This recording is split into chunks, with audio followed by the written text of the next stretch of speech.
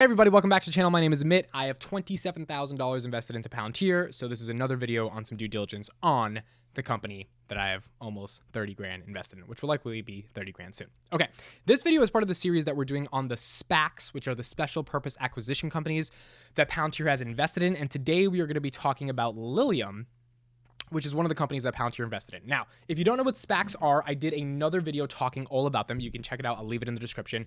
SPACs are special purpose acquisition companies. These are companies that you raise a ton of capital for, and then they merge with a SPAC. So like person A raises $500 million.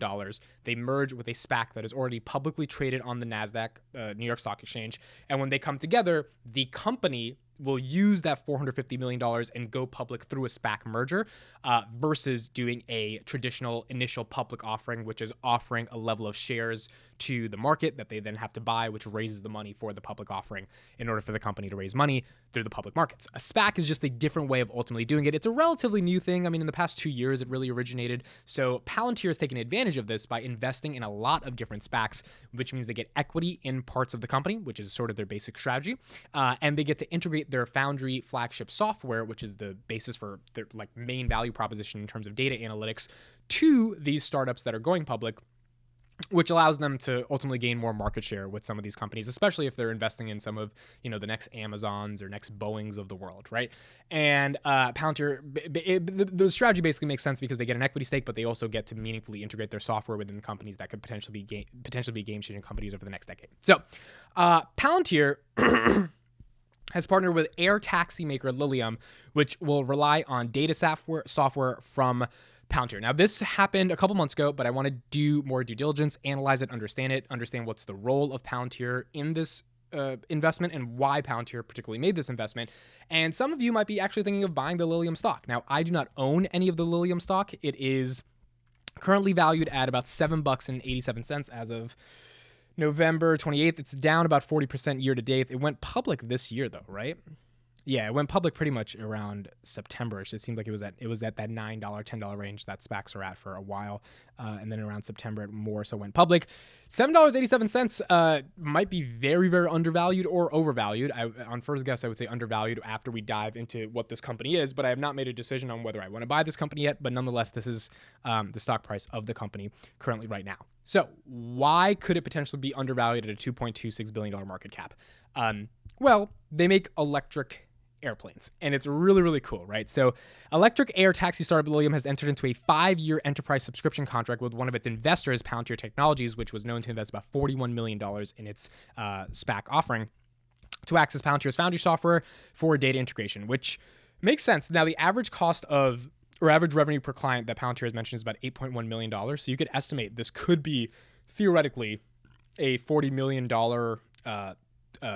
contract, which also matches the amount of money that Palantir put into the SPAC itself. So kind of like Palantir might be just investing this money and getting that money back in a really strategic way. Now, this was on May 21st. This was disclosed. A couple key important things I wanted to discuss from here. Shyam Sankar, we did a whole video on this guy. He's the chief operating officer of Palantir, said that Lilium will use Foundry to build an integrated business from the ground up. He said this on their May 11th earnings call, incorporating design, engineering, procurement, testing, production, quality, logistics, and in-service operations. So we're going to dive deeper into what Lilium does and how they sort of make air taxis and airplanes become electric. But that's what the Palantir Foundry system is going to be integrated across the entire company in and of itself. In relying on Foundry, Lilium joins Sarcos Robotics, which is a maker of robotic systems and exoskeletons that is also going public with Palantir. I'm going to do another video on that, and you guys will be able to understand that. Now, Sankar also said that we are investing in the West, backing companies with ambitious goals and executing on our ability to move down market. That's a really important thing, right? They're investing in companies that are made in the West, sort of upholding their philosophy of protecting the West and making sure the Western values of democratic freedoms and individual rights are spread across the entire world. But the fit is also natural, he says. Our software can radically accelerate production ramps and time to market and help those companies get to scale on dramatically shorter time horizons.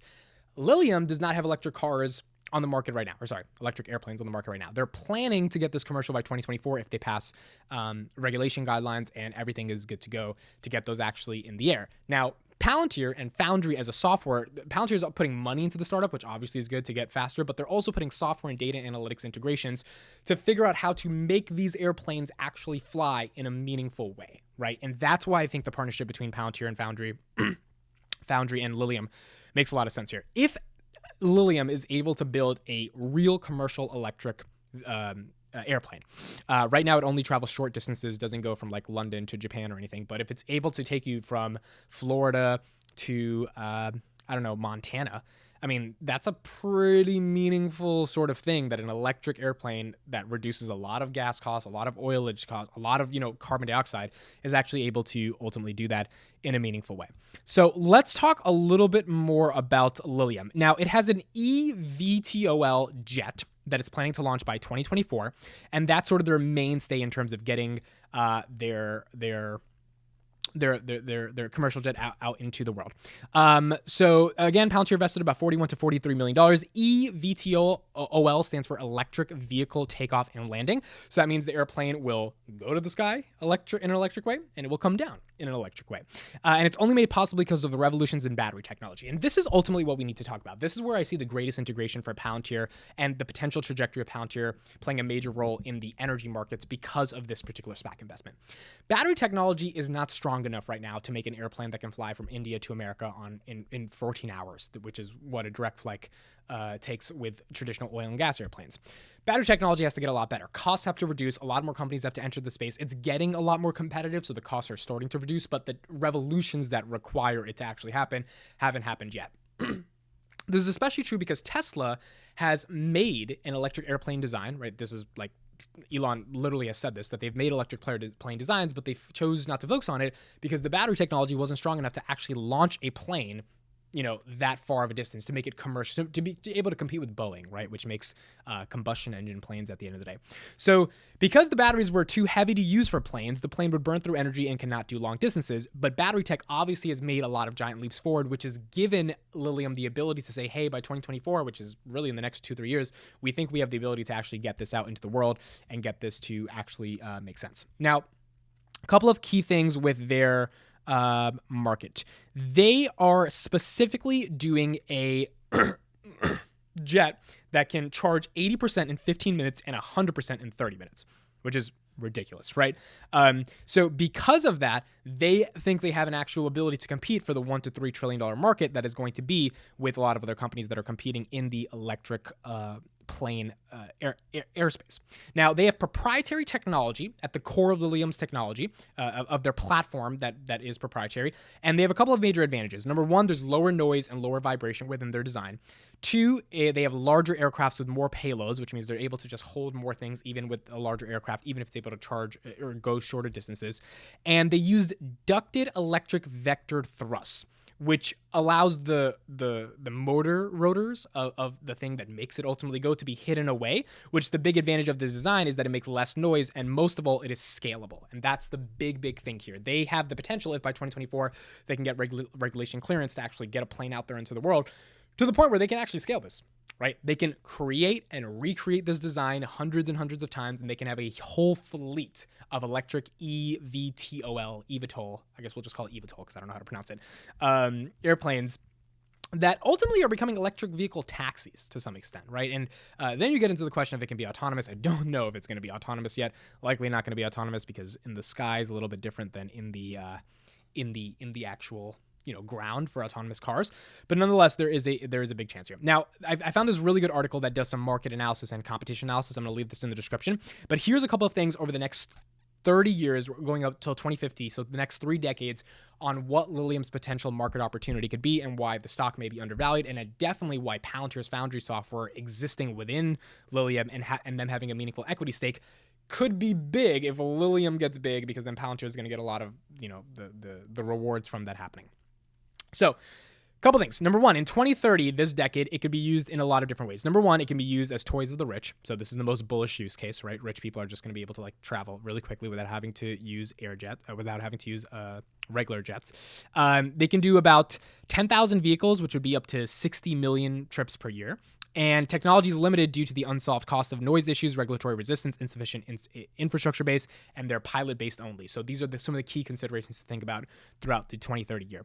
Now, the most bullish case with that, this would be a flying limo. right? And if it's a flying limo, it would provide hub-to-hub transportation on a small number of key routes. So you're thinking if I got to get from New York to LA and I need to do it private and I need to do it in a most fast, efficient way, that would be something. Or if I need to get from, this part of London to this part of London, this is kind of like the Uber Air or Uber airplane ideas that came out a couple years ago. I even forgot about that because Uber, it's so not relevant anymore. I think in my life, ever since I got a car, like I just don't use Uber.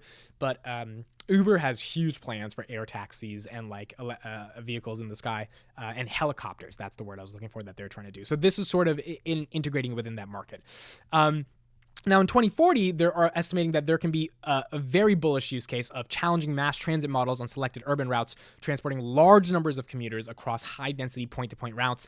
This would be about 8 million people, 8 million vehicles, 45 billion trips per year. This is something like San Francisco to Los Angeles, right? That's a big commute for a lot of people that work in the California region. That would be something.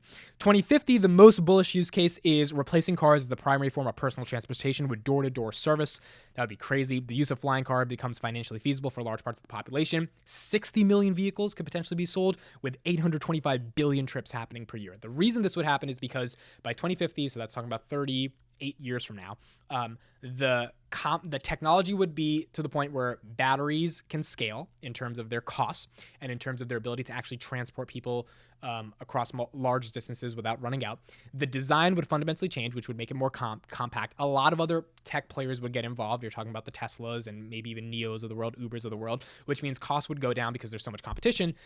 And then more importantly, if the data analytics software that is necessary as the foundational framework to get all of this to operate, as we mentioned the quote by Shyam Sankar about all the different things that have to be integrated in order to make the most effective decisions in these types of startups while scaling these companies, i.e. Palantir, is sustaining itself over the next 30 years and integrating with all of these different companies that also scale as well, then you've got a really, really big electric airplane market with Palantir at the technology at the center of probably a lot of these companies that are ultimately trying to do this and figure out how to operationalize the most efficient ways to get this to happen. So very long-term trajectory here. Again, Lilium doesn't have to even do everything that I said. They just have in the next 5-6 years, get a plane in the sky that's electric and boom, you have massive innovation, and Palantir is at the center of that. Other companies are going to take note of that. Other companies are going to call up Lilium, be like, hey, can you recommend those Palantir guys? Can you get them to help us do what you guys did? And then bada bing, bada boom, we're going to get some pretty decent returns, not only from Palantir as having an equity stake, but Palantir getting recommended to more and more people that ultimately want to use this software at scale. So those are my thoughts on the Lilium Palantir SPAC partnership, I guess equity.